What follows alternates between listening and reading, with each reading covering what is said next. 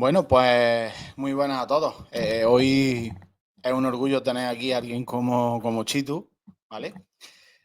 Bueno, todo el mundo lo conoce prácticamente y nada, vamos a repasar un poquito la actualidad, pero también me gustaría hablar un poquito de temas más personales tuyos, Chitu. Bienvenido y de nuevo muchísimas gracias por estar aquí conmigo. Nada, gracias a ti por la invitación, gracias a ti por el cariño, por el seguimiento y nada, para mí es un gusto y es un buen rato que podría estar utilizando en hacer otra cosa que no iba a gustar tanto, o sea que estoy... Qué grande. Pues bueno, Chitu, yo primero me gustaría saber ¿por qué elegiste, qué te llevó a ti a ser periodista? ¿Qué te motivó, qué te incentivó para poder ser periodista? Bueno, lo mío es muy vocacional, lo mío es prescrito prácticamente, lo mío es cosa del destino y unidireccionalmente decidí ser periodista porque nací siéndolo prácticamente. A mí me gustaba mucho el deporte, sobre todo me gustaba muchísimo el fútbol y te puedo decir que desde que era un mico, desde que fui a ver esos partidos que te llevaba a ver tu papá al bar, pues yo me llevaba la libreta para calificar a los Fíjate, jugadores, a saber escribir, fíjate cómo son las cosas. Yo hacía ya pequeñas crónicas, daba un poco, bueno, pues el parte si alguno se había lesionado y lo redactaba todo en una libretilla que me acompañaba. Iba a ver, ya te digo, el fútbol al bar o el fútbol modesto de mi pueblo que se llama Almagro y a ver esos partidos de regional, pues yo también apuntaba. A raíz de eso, pues bueno, como tampoco tuve ninguna posibilidad de dedicarme al deporte, ni psicológica ni físicamente, pues yo creo que está bastante claro. Yo lo que hago bien es explicarme, yo creo, entiendo que cuento bien las cosas, que las escribo bien y que las describo también bien, así que estaba esto hecho para mí y a raíz de eso, bueno, pues la capacidad de trabajo que hay que tener para ser periodista creo que también la tengo, porque este es un oficio donde se suda mucho, donde se trabaja bastante y yo tengo mil defectos. estaba escrito, vamos, estaba más que escrito.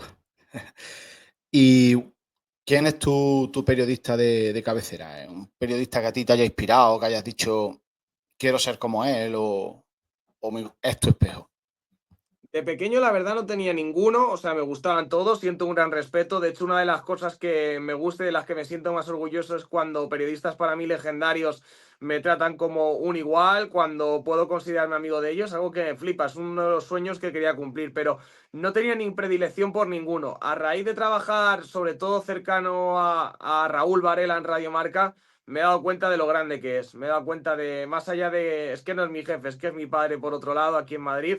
Así que yo cuando le veo que acaba de hacer una narración brutal de un partido de Champions con prórroga y remontada del Real Madrid a la una y al día siguiente está aquí a las 6 el primero en la radio preparándose la tribu de turno, para mí yo me quito el sombrero con el talento que tiene y también sobre todo con el trabajo que demuestra. Ya tiene 52, 53 años, le tengo viejo al Rula, pero aún así pues no afloja, tiene esa ambición de un adolescente y es que además lo hace bien, así que yo que he podido trabajar con él codo a codo, seguramente pues hablan mucho de la capacidad de trabajo que por ejemplo tiene Manolo Lama, de todas las horas que está Pedrerol, por nombrarte más capitanes de barco, pero yo estoy con Varela, yo he visto lo que hace Varela y yo la verdad que admiro mucho lo que hace Varela y a mí me sirve de inspiración. Es que es muy bueno. Yo, por ejemplo, la sección de Varela dice lo que piensa. O sea, mm, es una de mis secciones radiofónicas deportivas preferidas. O sea, tiene una forma de narrar las cosas, o sea, un tema que a lo mejor son para cualquier otro, son 10 segundos, 15 segundos de narración. O sea, lo hace brutal, es brutal, la verdad. Yo te aconsejo verlo en directo narrando porque es increíble y además es cuando le conoces sabes cuándo fuerza las cosas y cuándo no y es increíble las leches que le mete a la mesa, cuando tú estás a su lado hay veces que se te sube encima a caballito forzado y es natural. Me encanta, es un privilegio narrar a su lado las retransmisiones que hacemos en el Bernabéu. Y sí, es verdad que cuando yo llego por la mañana, lo primero que veo es a Varela aquí con su ordenador, con su Word, tranquilamente, pues escribiendo esa sección de 2, 3 minutos que, como tú dices, se tarda eso, 120 segundos en empezar, pero que lleva un trabajo quizá de media hora Brutal. larga, porque no salen, a veces es complicado sin herir a nadie, porque no queremos aquí tampoco levantar asperezas, pero pues bueno, hay que decir lo que Varela piensa, que para eso se llama así la sección. Exactamente. Y un momento de tu carrera que te haya reportado una felicidad o una cosa que diga, este momento es uno de los mejores de mi carrera. Hay un par, hay un par. Bueno, pues cuando yo era un crío y cubrí la final de la Champions del año 2016 con una web que se llama Capital Deporte, para mí fue muy importante. Tuve que viajar a Milán en autobús porque no había presupuesto, de hecho no nos pagaban en la web, o sea, era una web entre amigos, básicamente. El primer partido que cubrí, que fue un partido del Castilla contra el Socuella, me acuerdo perfectamente, de 2015, ya una década. Y luego, bueno, pues un par de momentos aquí en Radio Marca que también han sido muy, muy chulos. Me ha gustado mucho entrevistar en estudio a Luis de la Fuente, porque es un técnico con el cual yo he crecido y él también ha crecido. Le cogí en la sub-19 y él llegó a la absoluta y yo llegué a presentar la tribu por aquel entonces, o sea que tuve un crecimiento a la par. En paralelo. Y momentos puntuales ya y claves te diría dos. El día que me dijeron que yo me quedaba en Radio Marca y que dejaba de ser becario, yo lloré de alegría en el despacho de Edu García, bueno, después para que no me viera. Y también me acuerdo un día que yo llevaba especialmente malo, que estaba en Las Rozas, un entreno de la sub-21, y de repente dijeron que el entreno era cerrado, avisaban a última hora que había ahí una necesidad del equipo y yo me volví en autobús, era hora y media ir y hora y media volver en autobús, que además me pagaba yo, por cierto. Lo podía pasar a gastos, pero era como 2 pavos, o sea, lo quería pagar yo. Trato más tiempo en pasarlo que en pagarlo. Y me llamó Varela de vuelta en el autobús, llovía, un día de mierda, todo mal, y me dijo que iba a comenzar a hacer el Madrid junto a Toribio. Y uno de los momentos que también dije, joder, digo, estoy aquí, que me das con todo, que todo me sale mal y me ha cambiado el día. Y ese recuerdo con el autobús lo tengo muy, muy dentro. Yo sí tengo que decir un par, ya cuando me quedé en la radio y cuando me dieron el Madrid, pues también el contexto un poco de lo que era ese día. Qué momento más bonito, tío. De verdad, un día malo, malo, malo y que se arregle con una noticia así, que es para toda la vida. O sea, tiene que ser una sensación brutal, la verdad. Me acuerdo y ya te digo, lo tengo como si estuviera ayer. Parece que voy en el primer asiento del autobús, el que está justamente detrás del conductor, la lluvia por el cristal y ese momento de verme ahí cumpliendo ese sueño. Lo has descrito a la perfección, ha llegado a todo el mundo. Y bueno, vamos a hablar un poquito del Real Madrid, ¿vale? Si te parece bien. Vale. ¿Cuál crees tú que ha sido, bueno, hasta ahora, el fichaje del verano para el Real Madrid? Hasta ahora mismo te diría que Hausen es el que mejor vibra ha dado, el que más ha demostrado y el que veo que está sentado en el once titular y el que ha venido a cambiar algo, que es el tema de la salida de pelota. Así que te diría que Hausen. Tengo muchísimas esperanzas en Mastantuono. Y bueno, pues por otro lado, el tema de carreras no lo veo tan sumamente importante, pero sí que también obviamente creo que viene a sumar y que puede dar un saltito de calidad al club. Así que recapitulando un poco, yo creo que para mí está siendo el fichaje de verano del Real Madrid.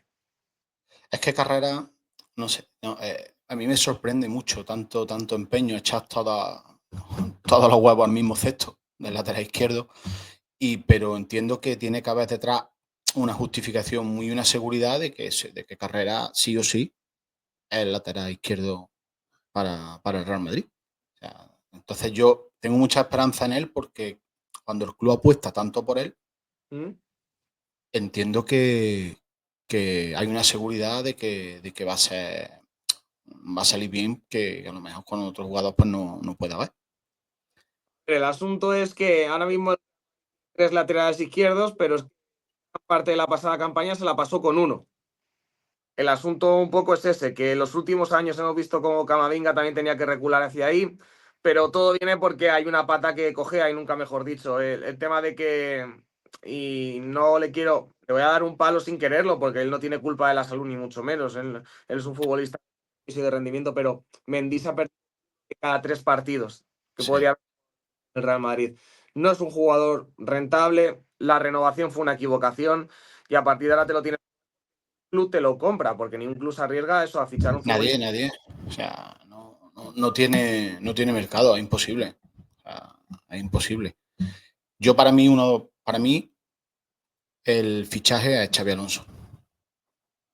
El fichaje yo creo que un escalón por encima, aparte de que Hausen eso ha caído de pie, o sea, va a ser brutal, va a marcar una década, pero para mí el fichaje yo creo que es Xabi Alonso. Hacía falta abrir una ventana en el vestuario, aire limpio, aire fresco, ideas nuevas y, y yo creo que por encima de los jugadores, creo que Xabi Alonso es el fichaje del verano.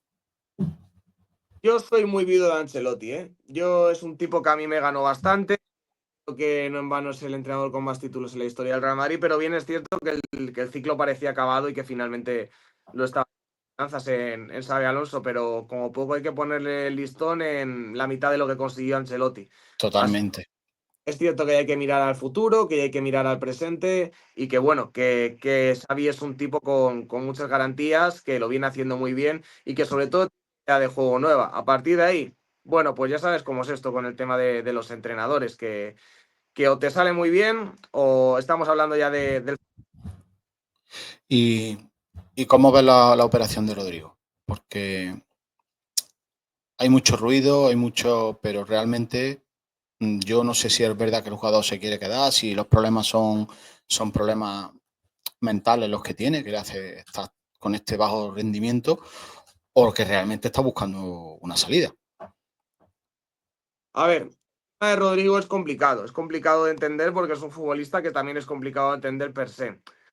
El asunto con Rodrigo es que tampoco sabes si quiere tirar él para adelante o para atrás. Él, pues parece que cuando le cambia Ancelotti en la final de Copa, cuando ve la mano que tiene y sobre todo cuando para su ego, en la buena parte del sentido de la palabra, porque todos tenemos nuestro ego, yo mismo lo tengo en la profesión, se ve afectado porque todo el mundo mira a Bellingham, porque todo el mundo ve más guapo a Mbappé, porque el brasileño es Vinicius.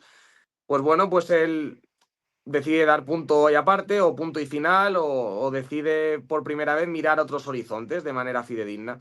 Entonces llega Xavi Alonso y le quiere sorprender. Le quiere sorprender, pero no lo consigue en el Mundial de Clubes. Pero claro, tampoco Xavi Alonso quiere descartar a un futbolista con la calidad que tiene Rodrigo. Y a Rodrigo le dice las cosas como son.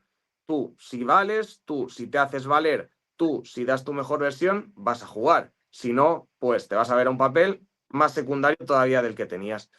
Entonces hay que ver cómo acata eso Rodrigo. Él tiene la sartén por el mango, él es el dueño de su destino. Aquí estamos todo el mundo diciendo que pobre jugador, que mal lo está pasando. No, él tiene profesionalmente el derecho a decidir a raíz de su contrato, bueno, pues un poquito cómo lo quiere orientar. Esto es el Real Madrid. Y aquí en el Real Madrid es cierto que hay que ponderarle a Rodrigo los goles que ha marcado, la importancia que han tenido y el compromiso que ha dado. Yo me parece un futbolista tremendo, las cosas como son, pero que ganar día a día, jornada a jornada y semana a semana. Así que el caso es que, bueno, pues tiene que seguir al ritmo y tiene que sobre todo plantearse lo que quiere hacer, porque además tiene supeditado al Real Madrid en el aspecto de que no puede hacer más movimientos si él no se va y no el vestuario. Totalmente. Él, no sé, es muy complicado la situación y él tiene que, vamos, lo primero que yo pienso que tiene que aclarar su mente, aclarar su cabeza y a lo mejor un entorno que no le favorece mucho tampoco en este sentido y ya está. Pero vamos, yo creo que va a ser si hay salida, yo creo que va a ser una operación larga de la de finales de agosto y ya está. Para no robarte más tiempo, ¿vale? No, dime. Nada, te hago lo que yo llamo el fast pass, un test rápido y, y no te roba más tiempo que sé que estás muy pillado y te agradezco mucho el esfuerzo. Eh, vamos al fast pass. Tu primera Por Champions. primera que tengo recuerdo, Sí. vagamente de la novena, de salir a celebrarlo, sobre todo subido en los hombros de mi padre. La Champions que más huella te ha dejado. La Champions que más huella me ha dejado, Milán 2016. Un jugador del Real Madrid. Histórico, el que tú quieras. Histórico, actual, pasado, presente. Tu jugador que diga, mi jugador es este. No voy a ser muy original, Cristiano Ronaldo. Perfecto. Un jugador que tú creas que ha sido infravalorado en la historia del Real Madrid. Gonzalo Gerardo Higuaín. Un míster. Ancelotti. Un jugador de excepción. Kaká. Y un jugador que más te haya dolido que se fuera del club. Sergio Ramos.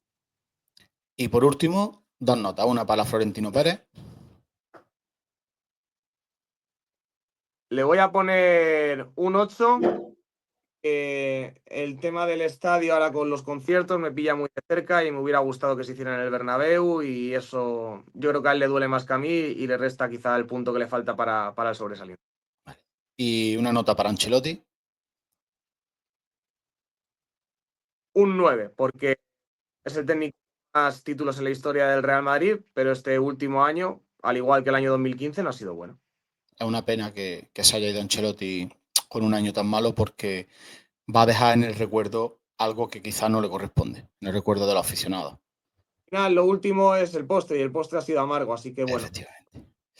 Pues nada, Chitu, te llamo Chitu, como amigo, que te agradezco mucho que hayas hecho un esfuerzo tan grande para estar conmigo un ratito, que ha sido un placer, de verdad, y ya está, que nos vemos la próxima y muchísimas gracias de nuevo por tu presencia.